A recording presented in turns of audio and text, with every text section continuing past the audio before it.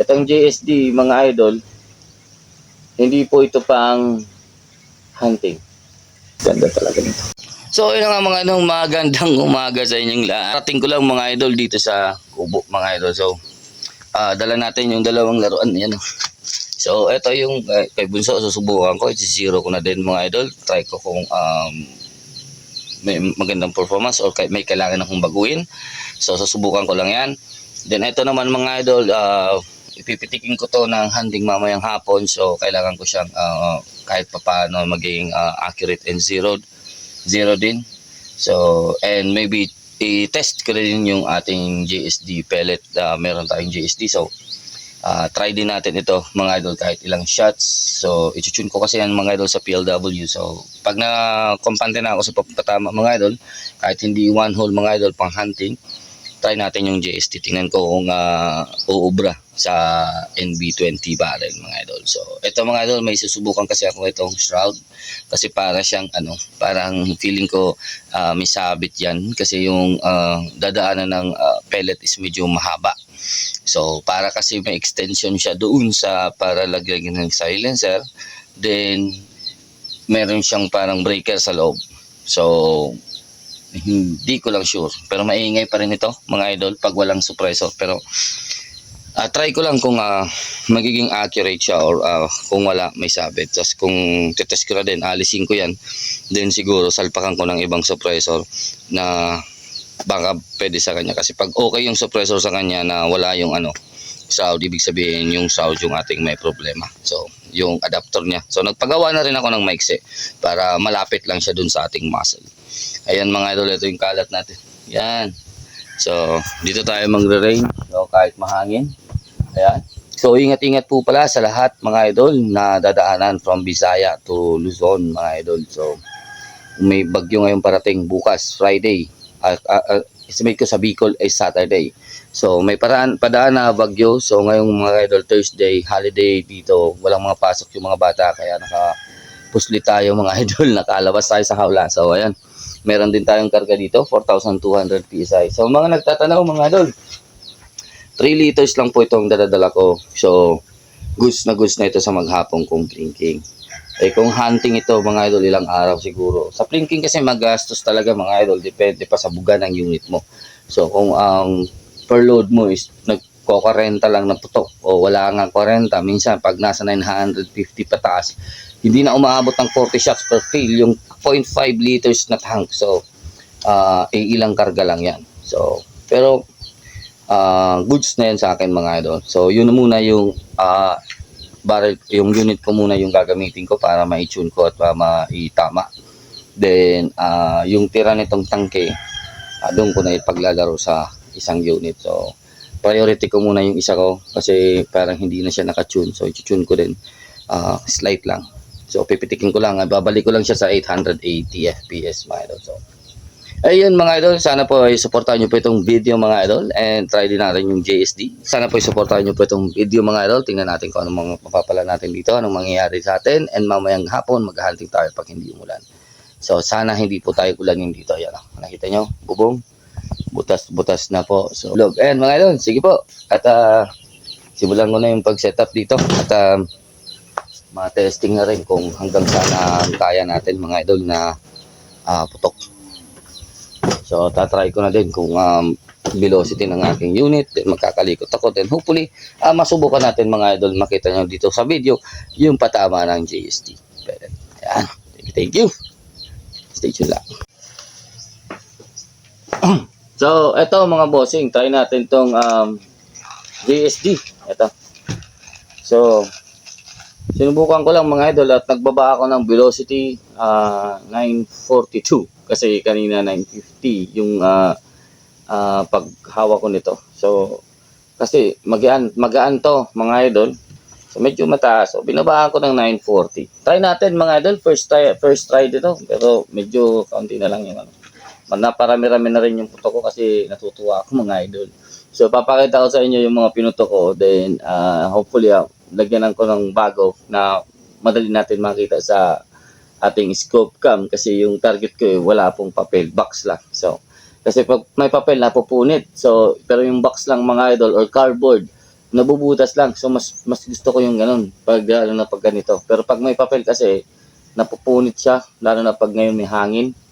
So, hindi mo alam kung nagpapasok siya ng maganda o makalat. So, ito, pakita ko lang mga idol Yan Itong sa V.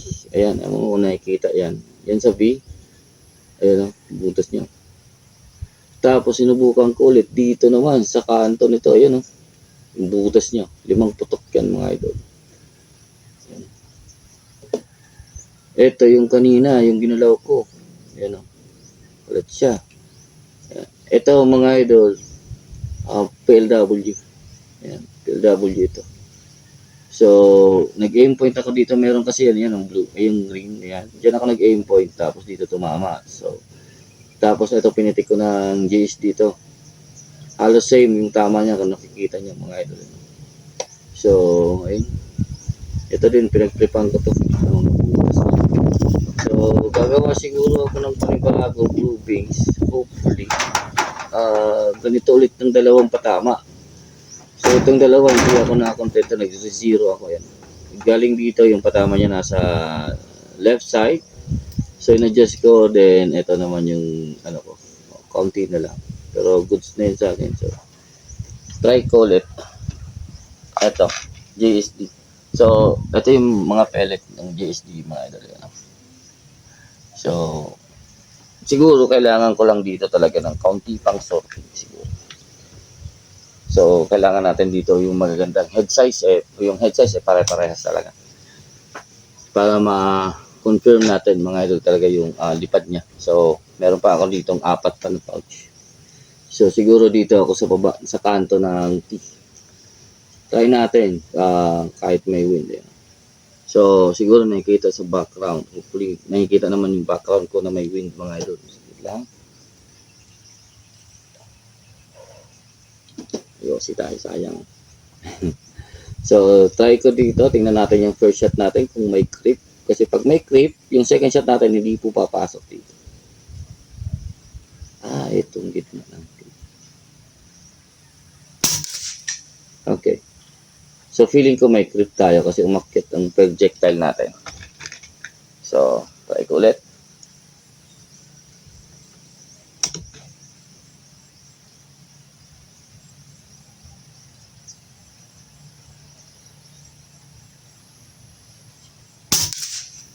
One hole.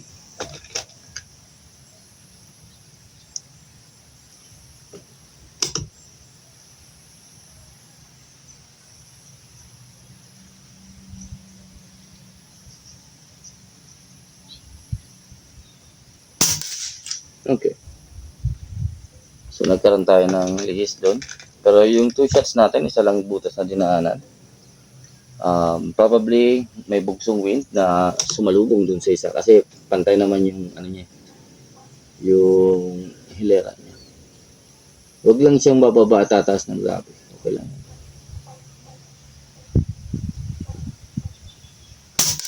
Yun. So, third shot.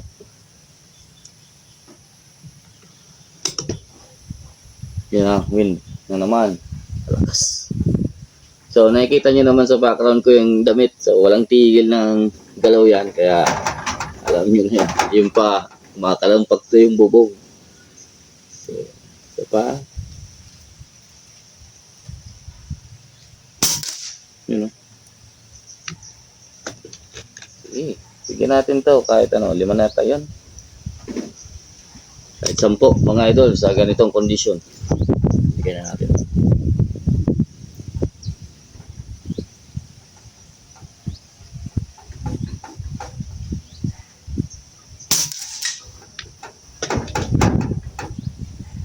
Yung wind natin mga idol, gumagaling sa left to right. Dito sa part ko, left, ay right, left. Minsan mayroon tayong left to right and right to left. So, anyways, kailangan.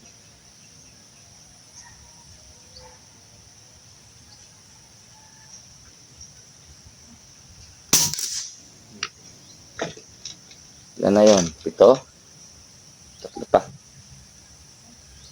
Saka napakaganda din ng unit natin mga idol. Sa dami ng putok ko na yan mga idol, yung binawas lang mga idol sa akin, 250 PSI. 942.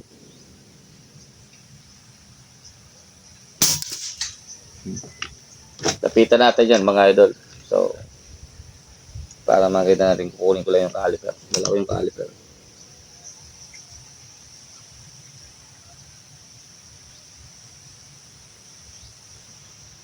Yung malakas to.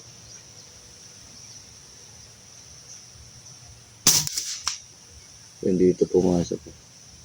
Okay lang yan. Makikita din natin yan. Pag merong wind yan dun sa... Pag naririnig ko mga idol yung kawayan dito na sa unahan ko. Pag naririnig ko yung kawayan na gumagalaw yung sa unahan ko, tama niya nandito. Patama niya, nasa right. Pero pag nararamdaman ko dito yung wind niya, nandun siya nagkukumpulan. So,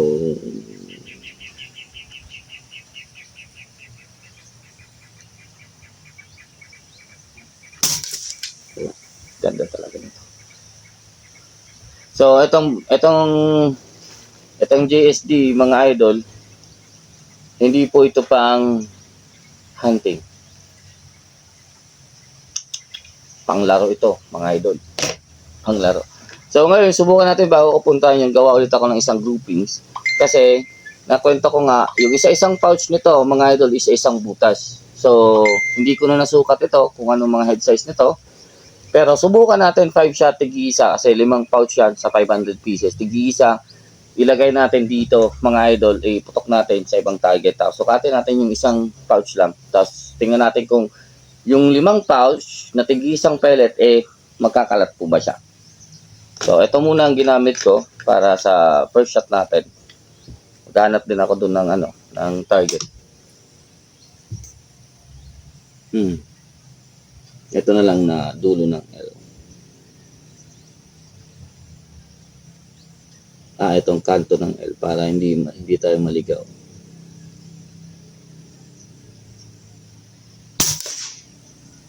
Okay. Siguro sinalubong na naman yun ng wheel. Sige pa, isa pa. Tigda dalawa na lang.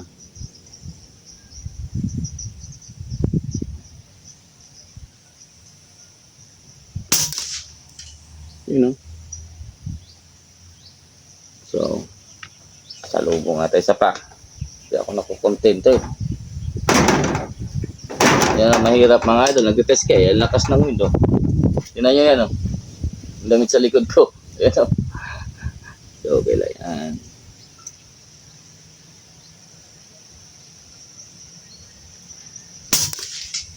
So, okay.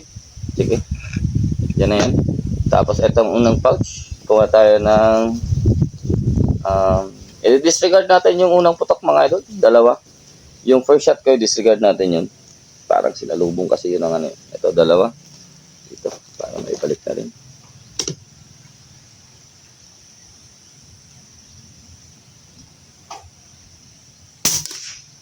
Okay.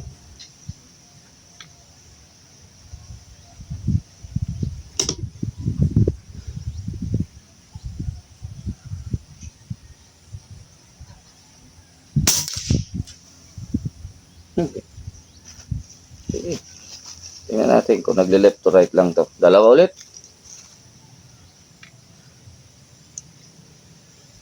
Tingnan natin kung nagle-left to right lang to. Kung nagle-left to right lang, wala tayong problema dyan.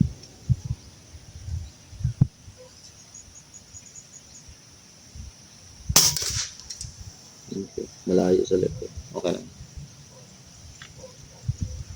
Kasi kung kalmada to, papalo to mga idol.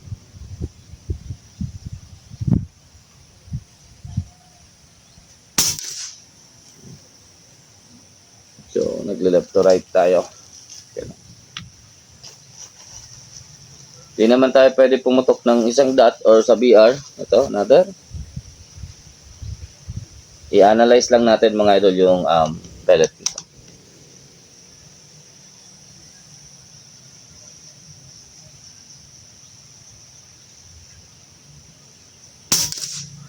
Okay. I-analyze lang natin.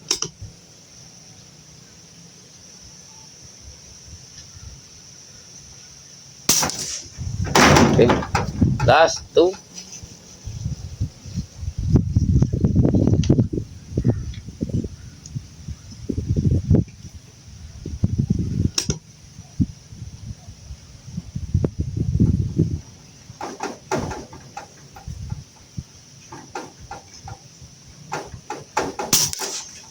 Okay.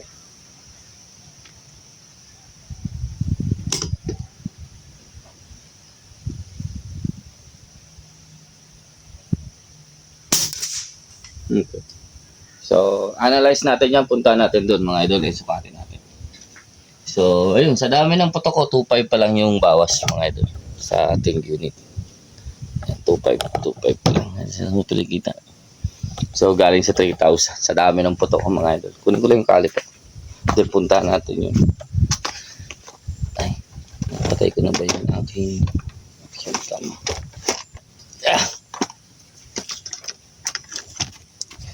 So, kakargahan ko lang ito at paglalaroan ko yung isang unit.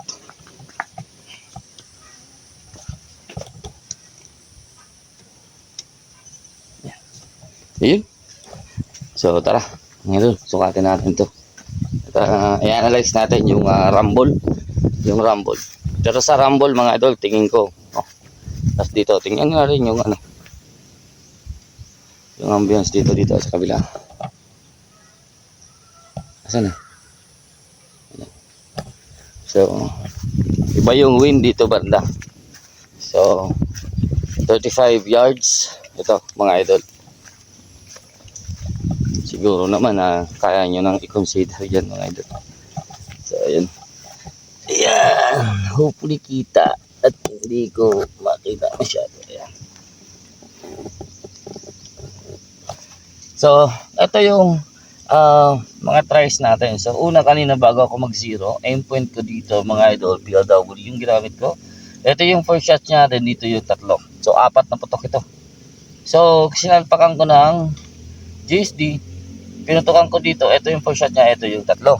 So, 4 shots din ito mga idol. So, dito.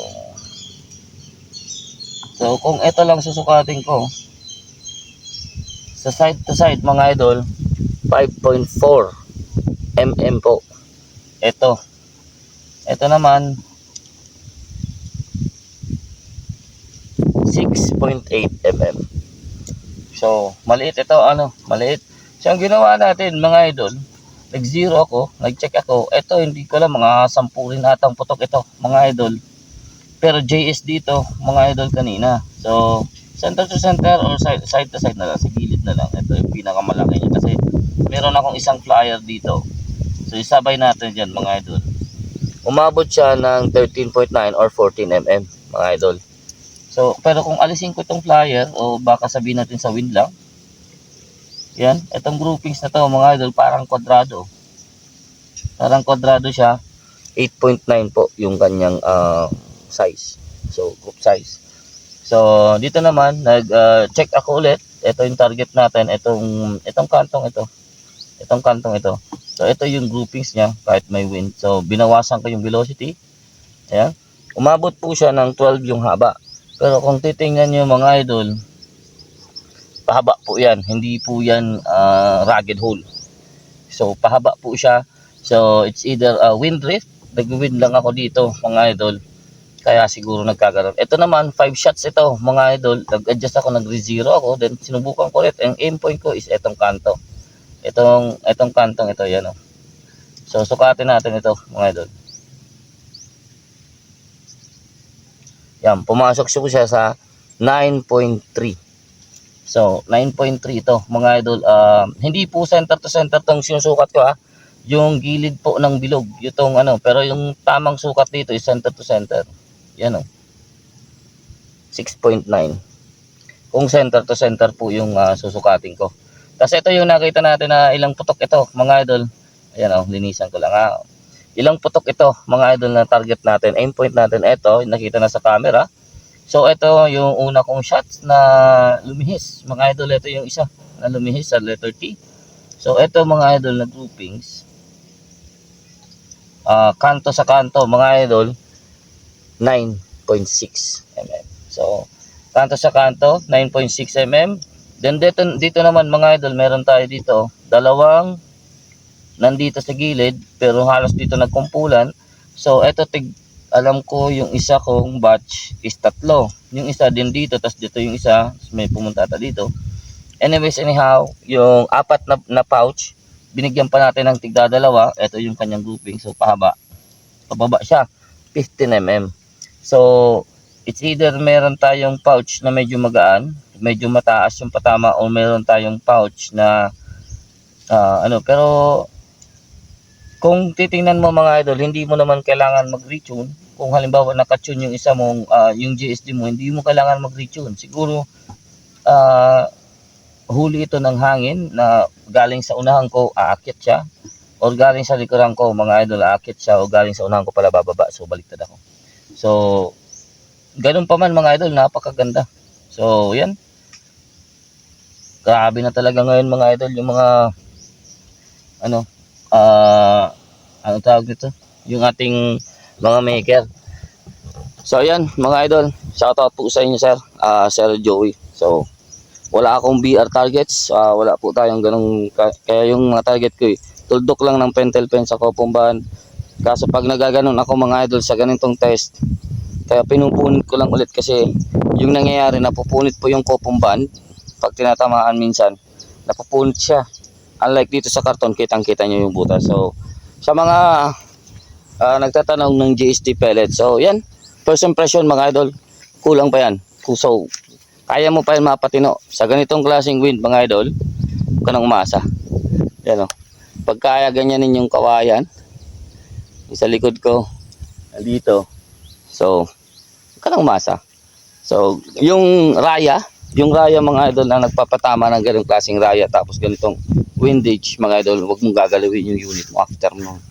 Antayin mong kumalma, putok mo. So yun ang tinatawag na magandang patama na sa 35 yards yan eh. So nasa 33 meters mga idol. So hindi ko lang ma-range dito na. Hindi kasi ito na saglit lang. So anyways, mamaya subukan kong i-range siya galing dito mga idol sa kinuupuan ko. Tapos tingnan natin dun sa Pero ito yung suppressor natin mga idol. Yan, 12 inches mga idol. Ito yung barrel natin, kung naalala nyo yan. Hindi ko inaalit yan mga idol. Na ano na siya, na bura-bura na. Pinatungan ko ulit, tapos linagyan ko para hindi tayo malito. Kasi wala akong pang pang stamp or Saan na ba yan? Napailalim. Ay, nandito sa ibabaw. So anyways mga idol, ito po yung regalo sa atin ni Sir Lian Rego na barrel. Ito yung NB20 na may pangalan natin mga idol. So ayan, napaka-solid. So wala anong pilito. Walang pinipiling pellet. So walang wasak to, kahit siguro salpakan ko ng astro ito. Kaso syempre yung iniingatan ko. Ito mga idol, yung isi-set up ko na ito sa it's either pang competition na unit. Tapos yun, syempre kay Bunso hindi naman siya palaging maglalabas. So pag mag-hunting tayo, yun ang isi-set up ko. Kaya yun mga idol, gusto kong gawin yung compact dam para Pero ito mga idol, set up nito mga idol, output reg natin is 12 MPa or nasa 17 PSI. Then meron tayo dito ng tank pressure na 2,500 galing sa 3,000. Yun lahat na putok mga idol. So hindi pa ako nagkakarga. Lahat yun mga idol na putok, and nalooban na din yung ating digital gauge para makita sana natin yung tamang setup. Dual regulator, ay tamang PSI. Dual regulator mga idol, 0.5 liters and 12 inches na suppressor. So narinig niyo yung tunog ng suppressor. Ganyan yan mga idol, halos impact. Rinig mo yung impact ng karton, yung impact sa karton. Ayan. Then yung gamit natin dito is West Hunter 624 by 50 FFP mga idol, zero stop. So yan, ililipat din natin yan. At yung isa, hindi po zero stop yung 5225 by 50 na TD West Hunter. So hindi po yung zero stop. So ito yun MRAD, then ito MRAD din. So ayun, Mga idol, maraming salamat sa inyong panonood mga idol. Sana po maganda yung pagka sana nagandahan kayo sa aking video. So, yun. Nagbawas lang ako. 942 feet per second mga idol. MB20 JST pellet. So, sa mga gusto dyan, dun yung simulan. Baka maganda. So, siguro doon kayo mag-base sa 940. Iakyat nyo hanggang 950 kung kaya pa. Pero kung hindi, babaan nyo na babaan. Kasi dito sa unit ko, alam ko pipino pa yan. Pag binabaan ko pa, so kaya ko pa yan 930 feet per second mga idol. Okay na yan. At tatama yan, tatama. So, kung kakalat na siya sa 930, balik nyo, nandun lang talaga siya sa 940 something gano'n. So, yung JSD mga idol is 18.4 grains mga idol. So, ayun. Sige, mga idol. At, kaso malakas yung wind eh. Gusto ko sanang subukan dun sa long range. Malakas yung wind natin. Pero pwede natin putukan yung putik just in case makita natin yung projectile natin downrange kung stable ba yung flight niya. So, hindi ko gagalawin ito. Lilipat lang ako sa kabila. Try natin yung putik dun sa mga 140, 160 mga idol. Try natin doon yung putik.